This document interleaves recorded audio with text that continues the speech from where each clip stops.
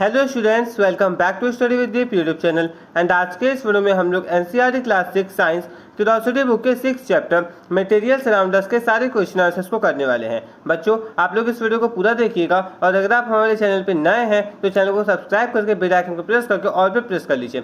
नीचे डिस्क्रिप्शन पर आप लोगों को और भी सब्जेक्ट के प्लेलिस्ट का लिंक दिया गया है, तो अगर आप किसी दूसरे सब्जेक्ट का वीडियो देखना चाहते हैं तो आप लोग प्लेलिस्ट सेक्शन पर जा सकते हैं। आज के इस वीडियो में हम इस चैप्टर के सारे क्वेश्चन आंसर्स करने वाले हैं, तो चलिए वीडियो को शुरू करते हैं। सबसे फर्स्ट क्वेश्चन है, visit your kitchen and observe how your parents have organised various edibles. Can you suggest a better sorting method? Write it in your notebook. यहाँ पे बोला गया है कि आप अपनी किचन में जाओ और देखो कि वहाँ पे आपके पेरेंट्स ने अलग अलग खाने की चीज़ों को किस प्रकार से अरेंज करके रखा है। तो क्या आपको अरेंज करने का कोई एक अच्छा आइडिया आपके दिमाग में है तो वो आप लोग यहाँ पे शेयर कर सकते हैं, आपको नोटबुक में लिखना है। तो हम लोग आंसर में सबसे पहले ऑब्जर्वेशन लिखेंगे। हम लोग लिखेंगे, in my kitchen the edibles are kept in different cupboards and shelves. For example, rice, wheat and pulses are stored together in big containers while spices are kept in small jars.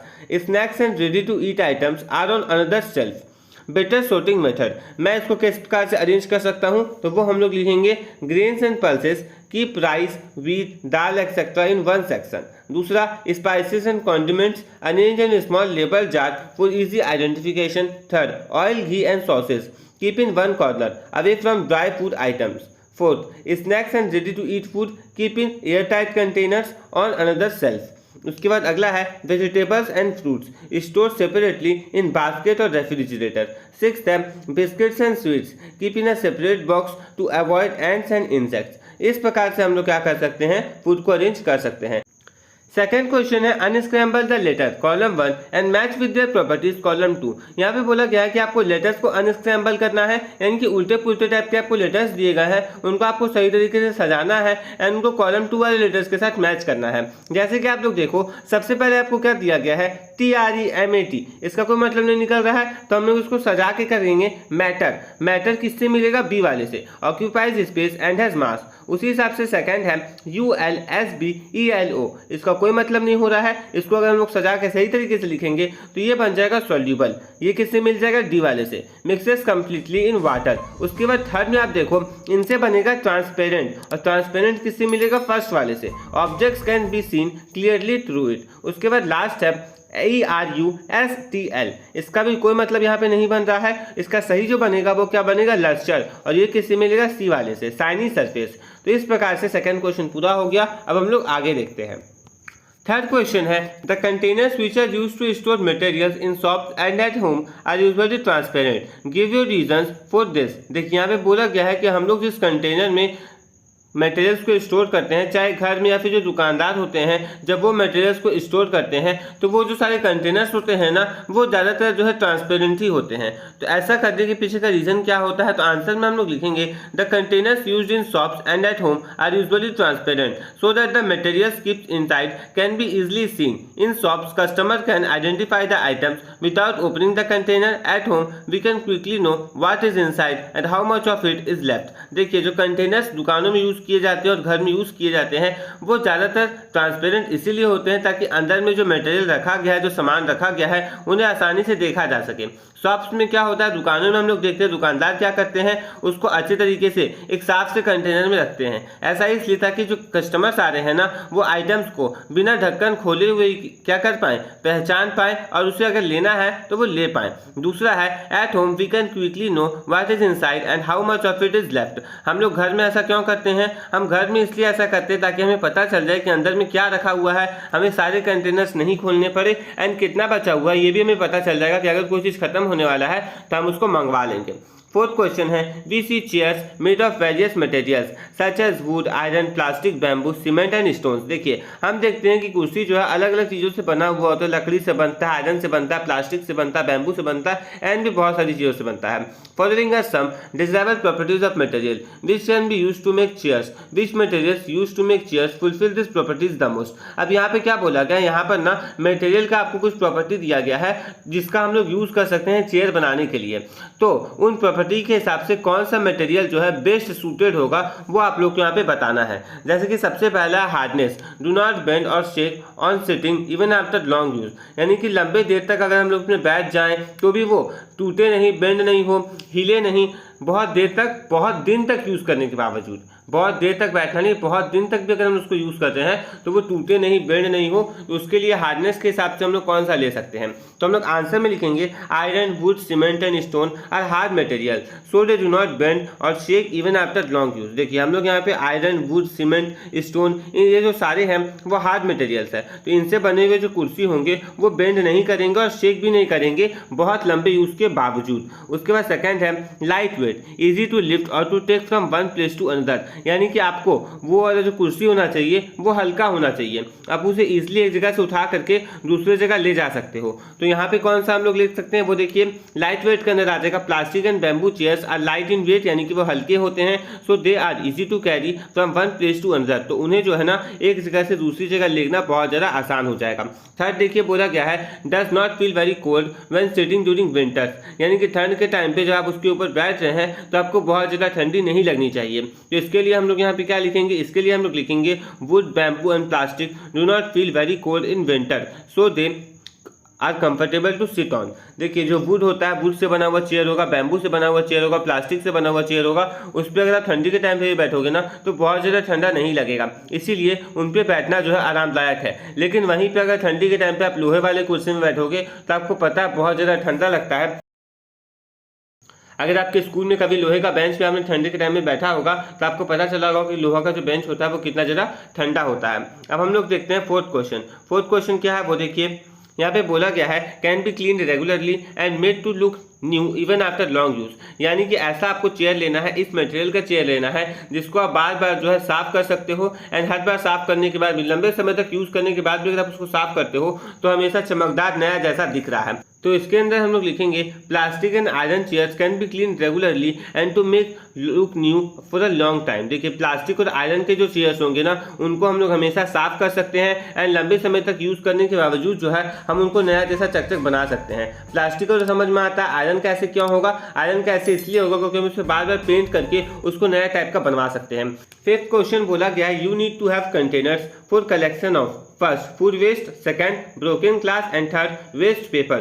Which material will you choose for containers of this type of waste, what properties of materials do you need to think of. यहाँ पे क्या बोला गया है, आपको जो है ना कंटेनर्स चाहिए होंगे, जार चाहिए होंगे किन्हीं चीज़ों का कलेक्शन के लिए। कौन कौन सा चीज़ कलेक्ट करना है, पहला है फूड वेस्ट, दूसरा है टूटे हुए ग्लासेस को आप कलेक्ट करना चाहते हैं, तीसरा है वेस्ट पेपर। तो यहाँ पे बोला गया है कि आप कंटेनर का कौन सा मटेरियल, किस मटेरियल का जो कंटेनर है वो यूज़ करोगे इस टाइप के वेस्ट को कलेक्ट करने के लिए अपने पास। What properties of material do you think to of, यानी कि आपको बोला गया है कि आप मटेरियल का कौन से प्रॉपर्टी की सहायता से इस चीज़ को आप सिलेक्ट करोगे कि हमको कैसा कंटेनर जो है वो चुनना है। तो आंसर में हम लोग लिखेंगे फूड वेस्ट। एक कंटेनर मेड ऑफ प्लास्टिक और स्टेनलेस स्टील इज बेस्ट, यानी हमको अगर फूड वेस्ट को कलेक्ट करना है तो इसके लिए हम लोग प्लास्टिक से बना हुआ कंटेनर नहीं तो स्टेनलेस स्टील से बना हुआ कंटेनर यूज कर सकते हैं, वही सबसे अच्छा होगा। Properties needed, it should be non porous, do not absorb liquids, easy to clean and do not rust. देखिए उनके पास कौन सी प्रॉपर्टी होनी चाहिए, किस प्रॉपर्टी को देख करके हम लोग उसको चूज करेंगे। तो हम लोग यहाँ पे लिख रहे हैं कि वो नॉन पोरस होना चाहिए, लिक्विड्स को वो एब्जॉर्ब नहीं करता हो, उसको साफ करना आसान हो, साथ ही साथ उसमें रस्टिंग नहीं होता हो, जंग नहीं लगती हो। उसके बाद सेकंड है broken glass. A container made of thick plastic और मेटल इज बेस्ट, यानी कि अगर हमें ब्रोकन ग्लास को कलेक्ट करना है तो इसके लिए हम लोग क्या करेंगे, एक थिक प्लास्टिक से बना हुआ कंटेनर नहीं तो मेटल से बना हुआ कंटेनर हम लोग यूज करेंगे। इसके लिए हमें क्या क्या प्रॉपर्टीज चाहिए, तो हम लोग यहाँ पे लिखेंगे it should be strong and hard so that sharp glass pieces cannot cut through it and it should be safe to handle। देखिए वो जो कंटेनर होना चाहिए वो स्ट्रॉन्ग और हार्ड होना चाहिए और उसको हैंडल करना भी आसान होना चाहिए। थर्ड है वेस्ट पेपर। एक container made of plastic, cardboard और बैम्बू इज बेस्ट। देखिए वेस्ट पेपर को अगर हमें कलेक्ट करना है तो इसके लिए हम लोग क्या करेंगे, हम लोग जो है ना प्लास्टिक का यूज़ कर सकते हैं, कार्डबोर्ड का यूज़ कर सकते हैं, बैम्बू का यूज़ कर सकते हैं, वही सबसे अच्छा होगा। और प्रॉपर्टीज हम लोग क्या क्या देखेंगे, तो प्रॉपर्टीज नीडेड में हम लोग लिखेंगे it should be light in weight, वो हल्का होना चाहिए, इजी टू कैरी, उसको एक जगह से दूसरी जगह लेना जो आसान होना चाहिए, and doesn't need to be waterproof. Sixth question है imagine you have two mysterious materials X and Y, when you try to place material X it feels rigid and do not change its shape easily. देखिए बोला गया कि आपके पास जो है ना दो रहस्यमयी मटेरियल है, दो रहस्यमयी चीजें हैं, पहले का नाम है एक्स और दूसरे का नाम है वाई। जब आप मटेरियल एक्स को प्रेस करने की, दबाने की कोशिश करते हो तो वो बहुत ही ज़्यादा रिजिड है, अपने शेप को चेंज इजीली नहीं कर रहा है। वहीं पे दूसरी तरफ क्या है कि आपके पास एक मटेरियल वाई भी है जो कि इजीली अपने शेप को चेंज चेंज कर लेता है जब भी आप उसको प्रेस करते हो। Now when you mix both materials in water only material X dissolves completely while material Y remains unchange. यहाँ पे बोला गया है कि अब आप क्या करते हो, आप दोनों मटेरियल्स को आप लोग जो है पानी में मिला देते हो। जब आप ऐसा करते हो तो मटेरियल एक्स जो है वो पूरी तरह से पानी में घुल जाता है, यहीं पे मटेरियल वाई जो है वो बिल्कुल भी नहीं घुलता है। तो मटेरियल एक्स और मटेरियल वाई क्या क्या हो सकते हैं? Can you identify whether material x is hard और सॉफ्ट? क्या आप आइडेंटिफाई कर सकते हैं कि मटेरियल एक्स जो है वो हार्ड है या फिर सॉफ्ट है? What about material Y? Justify your answer. आपको यहाँ पे क्या बोला गया? आपको बोला गया है कि मटेरियल वाई के बारे में आप क्या कहते हो, आपको क्या करना है, इसको जस्टिफाई करना है। आप मटेरियल वाई के बारे में क्या सोचते हो, वो क्या हो सकता है, आपको उसको जस्टिफाई करना है। तो चलिए आंसर देखते हैं। आंसर में हम लोग लिखेंगे material x is hard because it feels rigid and do not change its shape easily when pressed since it dissolve completely in water it may B salt और शुगर। देखिए मटेरियल एक्स जो है वो कैसा है, हार्ड है, क्योंकि हमें ये पता चल रहा है कि वो रिजिड है, वो अपने शेप को चेंज नहीं कर रहा है जब उसको हम लोग दबा रहे हैं। उसके साथ साथ वो पानी में जो है आसानी से घुल जा रहा है, पूरी तरह से घुल जा रहा है, तो वो शुगर या फिर साल्ट हो सकता है। Material Y is soft because it easily changes its shape when pressed since it does not dissolve in water it may be clay और रबर। यहाँ पे क्या बोला गया है कि मटेरियल वाई जो है वो सॉफ्ट है क्योंकि इजीली वो अपने शेप को चेंज कर ले रहा है जब भी हम लोग उसको प्रेस कर रहे हैं। उसके साथ साथ वो पानी में पूरी तरह से नहीं घुल रहा है। इसका मतलब क्या होगा कि वो क्ले हो सकता है, नहीं तो वो रबर का कोई मटेरियल हो सकता है। 9th क्वेश्चन है हु एम आई, मतलब कि मैं कौन हूँ, मुझे पहचान। Identify me on the basis of given properties. मेरी प्रॉपर्टीज यहाँ पे दिए गए हैं, उनसे तुम्हें क्या करना है, मुझे पहचानना है। तो सबसे पहले है आई हैव लस्टर, मेरे पास चमक है, तो क्या हो जाएगा metal. I can be easily compressed, मुझे इजिली कंप्रेस किया जा सकता है, जिसका क्या हो जाएगा गैस।